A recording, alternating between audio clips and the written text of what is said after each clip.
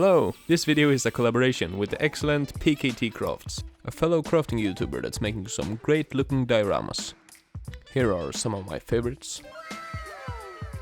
Today we'll work together to make a cool action scene from The Legend of Zelda, Tears of the Kingdom. I'll be making Link himself, while PK will be putting together a base diorama over on his channel.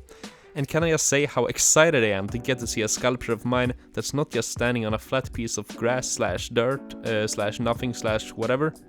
It's gonna be so cool. I've started the sculpture with an aluminium armature as always, before wrapping it with polymer clay. Link's new outfit is showing quite a bit of skin, so for once I have a good reason to try and make nice and anatomically correct muscle.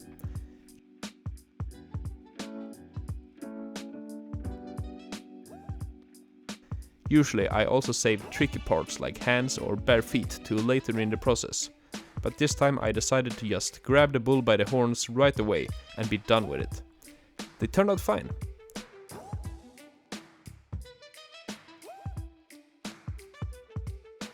A bit shabby maybe, but at this scale, which is less than half of what I usually do, it's the best I can do so far.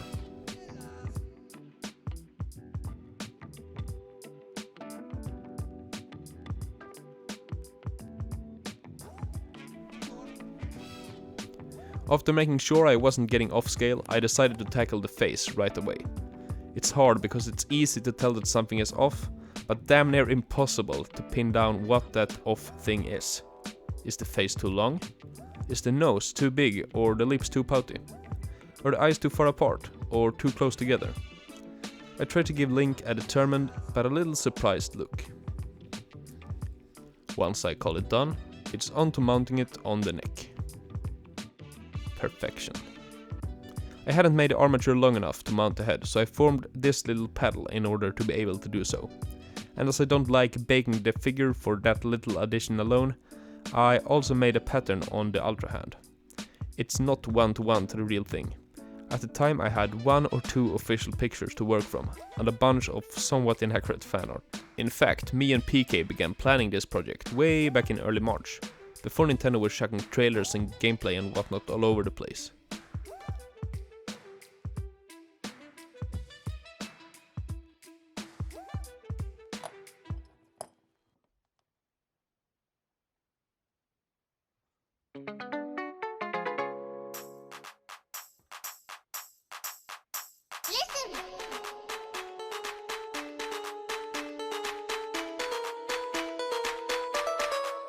We took inspiration from this scene from the second trailer. I wanted Link in a ready pose, prepared to draw his sword and leap into action. Although I opted, as you can see, for the ancient Link toga style outfit, instead of the one that shares more similarities with Breath of the Wild Link. This one is more unique.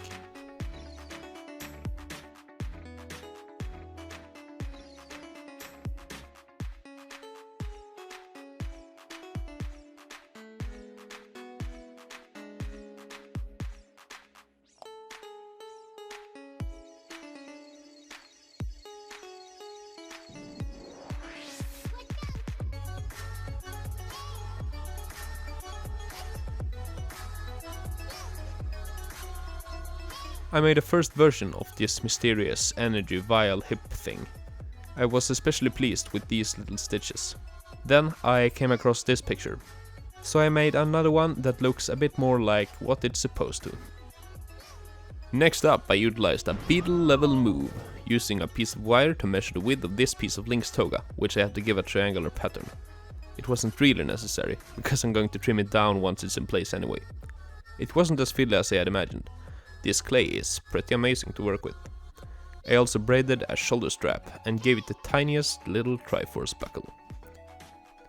Link assisted in flattening some pieces of clay, having them conform perfectly to the soles of his feet. A quick trim later I could assemble the sandals. For the first one I tried cutting tiny pieces and blend them onto the foot. As you can imagine, this made them pretty smushed and I had to trim them a lot. So for the second foot, I instead started with more of a boot and removed everything that wasn't part of the sandal. This was quicker, easier, and looked the same. For the master sword, I measured some armature wire in the clay before sculpting one side of the handle and sheath. After curing in the oven, I flipped it over and did the same on the other side. All of it complete with details that will be completely hidden under the shield. Speaking of the shield, the first one I made was too small, so I made another one. Much better. What's that?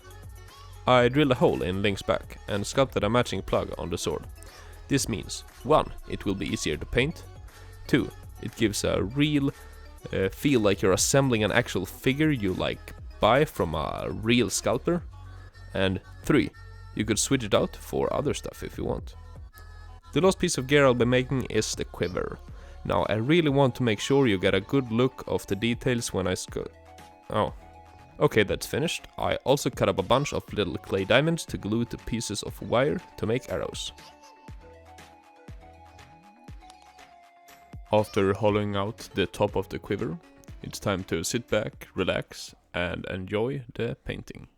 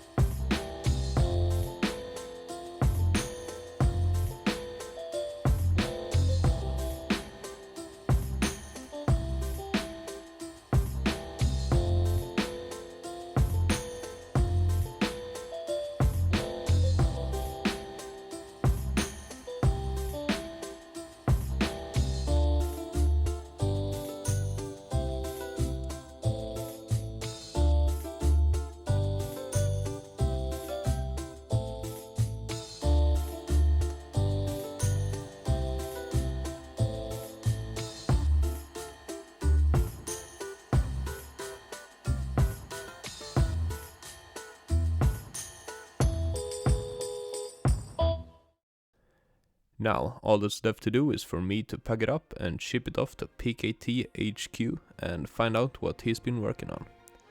Let's have a look at how it all turned out.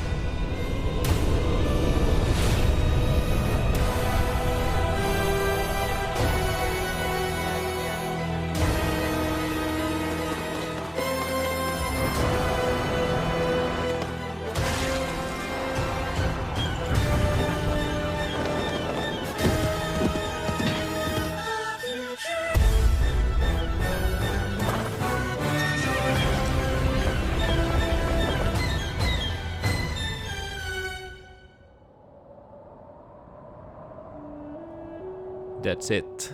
As per usual, I want to thank you very much for watching, and of course a big thank you to PKT Crafts for instigating and going through with this collaboration. It was a truly enjoyable experience from beginning to end. Alright, now I'm gonna go dust off my Nintendo Switch and find out what this game is about. See ya! Bye!